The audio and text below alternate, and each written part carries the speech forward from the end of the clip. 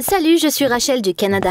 Avant de commencer, laisse un like et dis-moi dans les commentaires dans quelle ville tu te trouves actuellement. Je meurs d'envie de savoir. Maintenant, laisse-moi te dire pourquoi je n'ai pas quitté la maison depuis des années. Ça, c'est ma sœur Erin. Elle a 3 ans de plus que moi. On ne s'est jamais vraiment entendu vu qu'on était très différentes. Elle était incroyablement arrogante et elle avait une langue acérée. Alors que moi, j'ai toujours été une enfant calme et timide. Quand j'étais petite, il s'est passé quelque chose qui m'a profondément touchée. Depuis ce moment-là, on a grandi séparément avec Erin. Ce jour-là, mes parents ont demandé à Erin de m'emmener faire une promenade dans un parc d'attractions. Je ne veux pas faire du babysitting, c'est une pleurnicheuse. Pas un mot de plus, Erin. Tu es sa grande sœur et tu dois t'occuper d'elle. On a du travail à faire avec papa. Vous ne vous intéressez qu'à Rachel. Allez, la morveuse. Il y avait une foire dans le parc ce jour-là.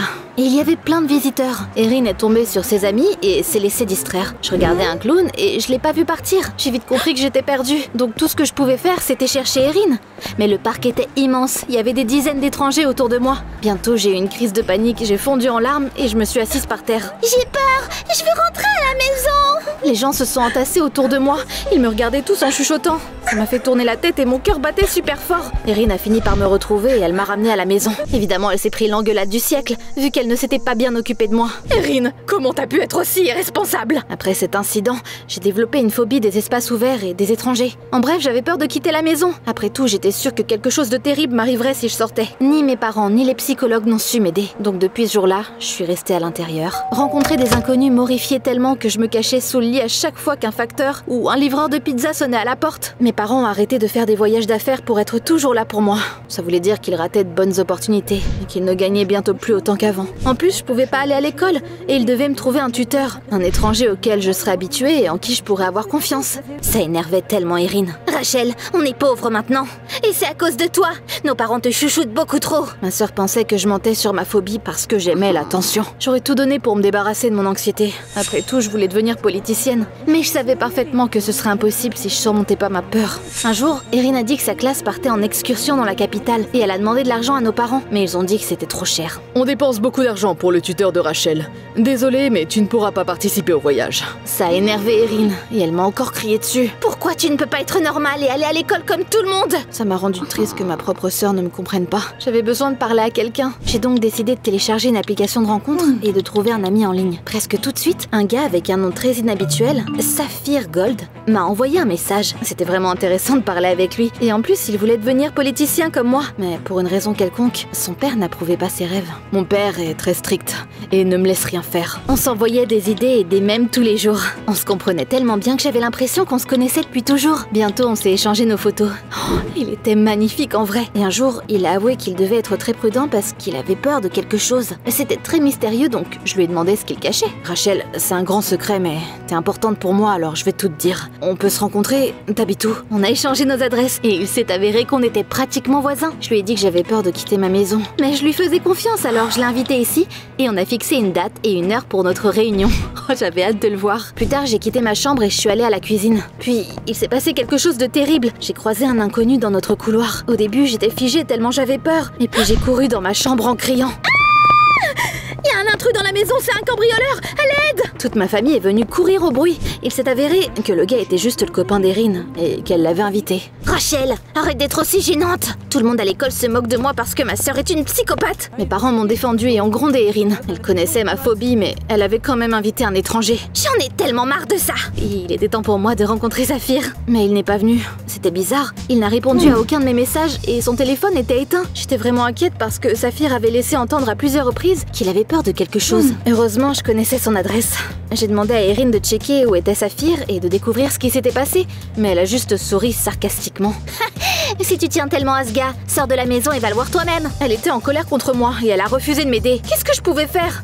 J'étais folle d'inquiétude et je n'arrêtais pas d'imaginer les pires raisons possibles pour lesquelles il n'était pas venu. Au final, j'ai trouvé le courage pour le bien de mon ami et je suis sortie. Saphir, j'arrive. Mais dès que je suis sortie, j'ai encore eu une crise de panique. C'était comme si tous les passants me regardaient. Mes paumes transpiraient, je pouvais plus respirer et les larmes me piquaient les yeux. Haletant, je suis rentrée à l'intérieur en courant et j'ai fermé la porte. À ce moment-là, j'étais furieuse contre moi-même. Pourquoi je suis aussi faible?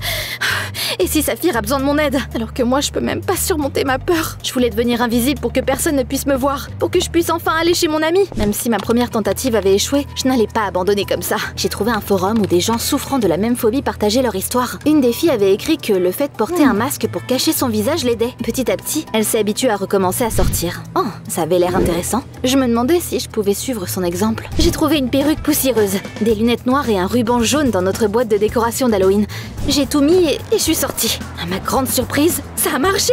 Bien sûr, plus de passants que jamais me regardaient à cause de ma tenue. Mais comme personne ne pouvait voir mon visage, je me sentais en sécurité. C'est comme si j'étais à la maison ou que je portais des vêtements de protection. Je suis enfin arrivée chez mon ami. Malheureusement, j'étais déçue. Il y avait des personnes âgées qui y vivaient et elles n'avaient jamais entendu parler de Saphir. Je vois.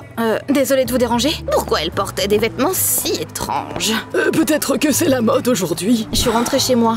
Qu'est-ce qui était arrivé à Saphir? Je me suis promis de le retrouver. Mes parents étaient rayonnants quand je suis rentrée à la maison. Rachel, je suis tellement contente que tu sois enfin sortie de la maison. Ils étaient tellement contents qu'ils m'ont suggéré de retourner dans une école normale. J'ai accepté à condition d'être autorisée à porter ma perruque et mes lunettes. J'espérais que ça finirait par m'aider à surmonter mes peurs. Mes parents ont parlé au directeur et ils ont tout arrangé. Mais tout s'est tout de suite mal passé lors de mon premier jour à la nouvelle école. Déjà, l'agent de sécurité ne voulait pas me laisser rentrer. Montre-moi ton visage. Je peux pas.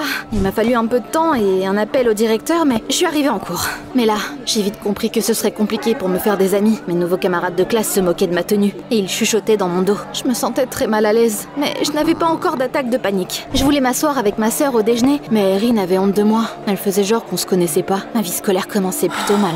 À la maison, j'ai entendu ma sœur parler à nos parents. Vous n'avez plus besoin de payer pour le tuteur de Rachel. Vous pouvez me donner l'argent pour la sortie maintenant. Ils ont accepté et ils m'ont dit que comme je me débrouillais mieux, ils avaient décidé de partir en voyage d'affaires pour gagner un peu d'argent. Bientôt, ma sœur est partie pour la capitale avec sa classe et ses parents sont partis en voyage d'affaires. J'étais seule à la maison. Saphir n'est jamais venu. Alors un jour, j'ai pris sa photo, je suis allée au poste de police et j'ai dit à un policier qu'il avait disparu. Il s'appelle Saphir Gold. Le flic m'a jeté un regard incrédule, puis il a fait quelque chose sur l'ordinateur pendant quelques minutes, avant de me dire qu'il y avait personne qui vivait ici qui s'appelait comme ça. C'est un nom inventé. J'ai également trouvé cette photo en ligne. Saphir Gold n'existe pas. Alors rentre chez toi, taré. Je dois me concentrer sur de vraies affaires. Je suis partie confuse. Comment c'est possible? Si Saphir n'existait pas, alors c'était à qui que j'avais parlé? C'est là que j'ai compris ce qui s'était passé. Attends une minute. Erin a dû créer un faux compte et faire semblant d'être Saphir pour me faire sortir de la maison. Pour obtenir l'argent pour sa sortie, là. Tu te rends compte? Je suis rentrée à la maison furieuse et misérable en même temps. Comment est-ce que ma propre sœur pouvait me traiter comme ça? À ma grande surprise, quand j'étais presque à la maison, je me suis rendu compte qu'un vieil homme suspect me suivait. Mademoiselle, vous êtes Rachel? Nous devons parler. Cet étranger m'a tellement fait peur que j'ai paniqué et que j'ai couru à l'intérieur de la maison. Le vieil homme a commencé à frapper à notre porte. C'est important. Oh mon Dieu! Je tremblais de peur. Il n'y avait personne autour de moi qui pouvait m'aider. Je me suis cachée sous le lit et je suis restée allongée là jusqu'à ce que l'étranger effrayant parte. Après ça, j'ai décidé que puisque je n'avais quitté la maison que parce qu'Erin m'avait piégée, je ne sortirais plus. Il y avait clairement beaucoup de psychopathes dehors. Je préfère rester dans ma chambre confortable et sûre. 2 jours se sont écoulés. Mes parents étaient toujours en voyage d'affaires. Erin était censée être déjà revenue, mais pour une raison inconnue, elle n'était toujours pas là. Même si j'étais en colère contre ma sœur, j'étais quand même inquiète. Alors j'ai appelé ses camarades de classe. Et j'ai découvert que ni Erin, ni Théodore n'étaient partis. Alors ça, c'était surprenant. Elle était où alors? J'ai ouvert l'ordi de ma sœur et j'ai trouvé les messages qu'elle avait envoyés à Théodore. Ce petit couple avait décidé de faire un voyage romantique sur une île. Ils ont même loué un bateau. Oh, c'est donc pour ça qu'elle avait vraiment besoin d'argent? Comme il n'était toujours pas revenu, il a dû se passer quelque chose. J'avais peur qu'Erin et son copain se soient perdus et j'ai vraiment commencé à stresser. J'ai appelé la police, je me suis présentée et je leur ai demandé de trouver Erin. C'est encore toi, la fille qui cherchait un mec qui n'existait pas? Cette fois c'est sérieux, j'ai besoin d'aide. Je n'ai pas le temps pour tes blagues, arrête de me distraire. L'officier ne m'a pas cru, mais t'imagines un peu? Je pouvais plus perdre de temps. J'ai remis ma perruque, pris mes économies et je me suis précipitée vers la jetée. Ensuite, j'ai trouvé un pêcheur et je lui ai demandé de m'aider à me rendre sur cette île. Pendant qu'on était sur la route, un vent fort s'est levé et ma perruque et mes lunettes sont tombées. Mais j'étais tellement inquiète pour Erin que je l'ai à peine remarqué. Ma sœur et son copain étaient assis sur le rivage et essayaient d'allumer un feu. Quand ils m'ont vu, ils ont joyeusement agité leurs mains. C'est Rachel, par ici! Ces tourtereaux insouciants avaient oublié d'attacher le bateau. Ils avaient été emportés et ils se sont retrouvés coincés là, incapables d'appeler à l'aide parce qu'il n'y avait pas de réseau sur cette île. Mais qu'est-ce qu'ils sont irresponsables! Heureusement, rien de grave ne leur était arrivé. Comment tu nous as retrouvés? Je me suis inquiétée et je suis allée voir tes messages. L'amour t'a rendu bête. Tu as raison, c'était vraiment bête ce qu'on a fait. Attends, Rachel, t'es sortie sans ta perruque? Ah! C'est vrai, j'ai réalisé que j'étais là, sans lunettes ni perruque, et que j'avais pas du tout paniqué.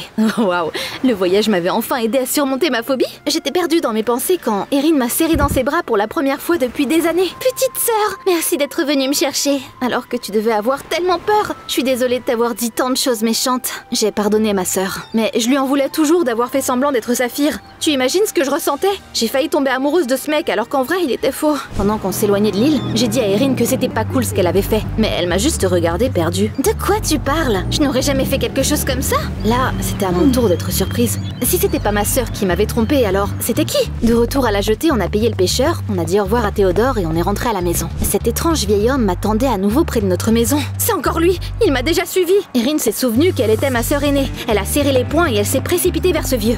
Et toi, pourquoi tu traques Rachel? J'ai besoin de livrer un message du prince Anil. Quel prince? De quoi tu parles? Au lieu de répondre, l'homme m'a tendu un étrange téléphone portable. Rachel, c'est un téléphone spécial avec une connexion cryptée. Parlez à Anil et le prince expliquera tout lui-même. Ok. Bonjour, qui est-ce? Tu as une si belle voix, Rachel. C'est moi, Saphir. Quoi? Mais je croyais que t'existais pas.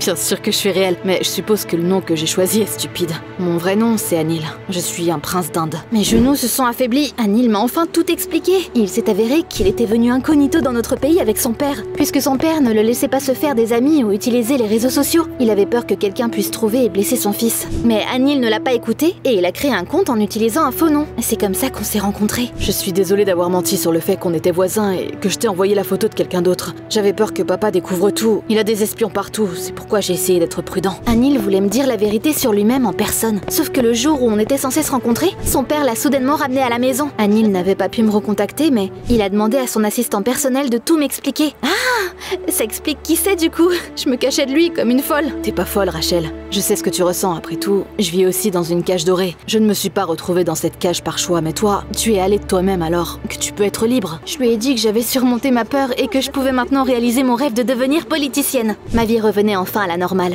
Je n'avais plus peur de rien. 6 mois plus tard, Anil est revenue au Canada et on a enfin pu se rencontrer. Rachel, tu es encore plus belle que sur tes photos. Merci mon prince, t'es mignon aussi. Son père ne sait toujours rien de moi. Peut-être qu'un jour je visiterai Anil en Inde, mais ça, c'est une histoire pour un autre jour.